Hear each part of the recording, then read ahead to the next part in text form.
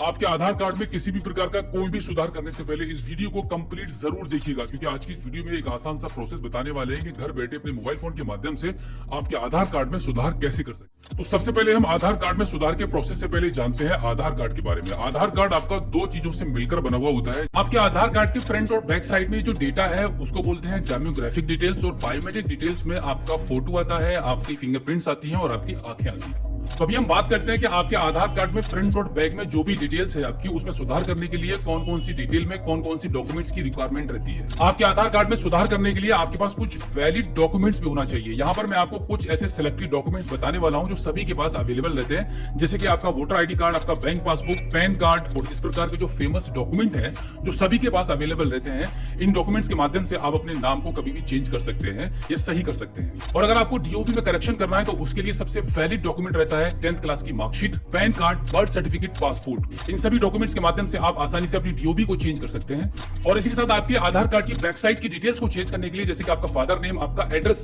अगर आपको इसमें कुछ भी करेक्शन करना है तो उसके लिए आपके पास जो वैलिड डॉक्यूमेंट्स हैं, जैसे कि आपका मूल निवास, voter ID card, driving licence और कास्ट सर्टिफिकेट, इस प्रकार के सभी वैलिड डॉक्यूमेंट्स की सपोर्ट से आप अपने आधार कार्ड में सुधार घर बैठे आसानी से कर सकते हैं। अब हम जान लेते हैं कि आपके आधार कार्ड में अभी भी दो चीजें ऐसी हैं जिनको चेंज कराने में आपसे कोई भी डॉक्यूमेंट्स नहीं मांगे जाते हैं। पहला होता है आपका फोटो और दूसरा आपका मोबाइल नंबर। ये दोनों डिटेल्स को चेंज करने के लिए मात्र आपको एक फॉर्म भरना पड़ता है जो कि आपको आधार कार्ड के सेंटर पर मिल जाता है, और वहां से आप अपने आधार कार्ड में अपने मोबाइल नंबर और फोटो को विदाउट एनी प्रूफ चेंज करवा सकते हैं। अब यहां तक आपको समझ आ गया होगा कि आपके आधार कार्ड में सुधार करने के लिए आपके पास कौन कौन से डॉक्यूमेंट्स होने चाहिए। अब हम जानते हैं कि आपके आधार कार्ड में आपके मोबाइल फोन के माध्यम से घर बैठे कैसे सुधार कर सकते हैं। तो उसके लिए आपके आधार में सुधार करने के लिए आप अपने गूगल पर लिखेंगे माई आधार लॉगिन, और माई आधार लॉगिन का जो पहला लिंक आ जाएगा उस पर आप क्लिक करेंगे। क्लिक करने के बाद वेलकम टू माई आधार लिखा हुआ आ जाएगा। इसके नीचे आप जहां देखेंगे लॉगिन का ऑप्शन बना हुआ है, इस पर क्लिक करेंगे। अब यहाँ पर माई आधार पर लॉगिन करने के लिए आपको यहाँ पे आपका आधार कार्ड का नंबर डालना होगा, और यहाँ पर ये कैप्चा कोड जो आप देख रहे हैं वो यहाँ पे आप फिल करेंगे। एंड उसके बाद लॉगिन विद ओटीपी पर क्लिक करेंगे तो आपके आधार कार्ड में जो नंबर रजिस्टर्ड उस पर एक ओटीपी चला जाएगा। ओटीपी को यहाँ पे आपको एंटर करना होगा। ओटीपी यहाँ पे एंटर करने के बाद लॉगिन कर देंगे।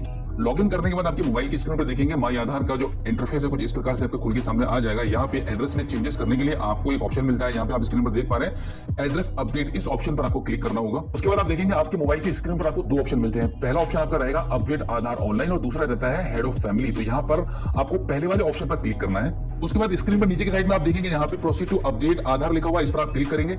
उसके बाद आप देखेंगे यहाँ पे आपकी स्क्रीन पर आपको चार ऑप्शन मिलते हैं। पहला आपको नाम करेक्शन करने के लिए, दूसरा डेट ऑफ बर्थ करेक्शन करने के लिए, तीसरा आपका जेंडर चेंज करने के लिए, और चौथा आपको मिलता है आपका यहाँ पे एड्रेस बदलने के लिए। तो अभी हम बात करने वाले हैं कि आपके आधार कार्ड में ऑनलाइन एड्रेस को कैसे चेंज कर पाएंगे। आपका एड्रेस में आपका फादर ने भी इंक्लूड हो जाता है। तो यहाँ पे पहले मैं आपको बता दूं, ये जो तीन ऑप्शन ऊपर की साइड में आपको दिखाई दे रहे हैं, इन तीनों ऑप्शन को यूआईडीआई की तरफ से यहाँ पे अभी बंद कर दिया गया है। अभी आप सिर्फ ऑनलाइन घर बैठे अपने एड्रेस को चेंज कर सकते हैं। तो यहाँ पे आपको क्लिक कर देना होगा। क्लिक करने के बाद आप प्रोसीड टू अपडेट आधार पर क्लिक करेंगे। उसके बाद आप देखेंगे आपके मोबाइल फोन की स्क्रीन पर आपके आधार कार्ड में जो करंट एड्रेस है वो यहाँ पर आपको इंग्लिश और हिंदी लैंग्वेज में आपको दिखाई देगा। अब यहाँ पे आप इसको थोड़ा सा ऊपर की साइड में स्क्रॉल करेंगे तो यहाँ पे एक फॉर्म खुल के सामने आ जाएगा। यहाँ पे आपका करंट एड्रेस आपको भरना होता है, लैंडमार्क के साथ में पिन कोड नंबर डालेंगे, सब पूरा डिटेल पूरा फॉर्म फिल करने के बाद आपको यहाँ पे आपका डॉक्यूमेंट चूज करना पड़ता है। यहाँ पे आप देख रहे हैं सिलेक्ट वैलिड सपोर्टिंग डॉक्यूमेंट्स, यहाँ पर आप क्लिक करेंगे। इस पर क्लिक करने के बाद आप देखेंगे आपकी मोबाइल की स्क्रीन पर एक लंबी सी लिस्ट खुलकर सामने आ जाएगी। जो डॉक्यूमेंट्स मैंने आपको बताया वो भी इसमें है, और इसके अलावा भी आपके पास इस लिस्ट में जो डॉक्यूमेंट्स हैं वो भी अगर इनमें से कोई भी आपके पास अवेलेबल है तो उसको आप चूज करके आगे बढ़ सकते हैं। अब उसके बाद यहाँ पे जो एरो बना हुआ है यहाँ पर आपको क्लिक करना होगा आपके डॉक्यूमेंट्स को अपलोड करने के लिए। डॉक्यूमेंट अपलोड होने के बाद आप नेक्स्ट कर देंगे। उसके बाद आप देखेंगे आपकी मोबाइल की स्क्रीन पर आपका जो न्यू एड्रेस है जो आपने फिल किया था वो यहाँ पर आपको दिखाई देगा। इंग्लिश और हिंदी दोनों भाषाओं में आपको दिखाई देगा। उसके बाद आपको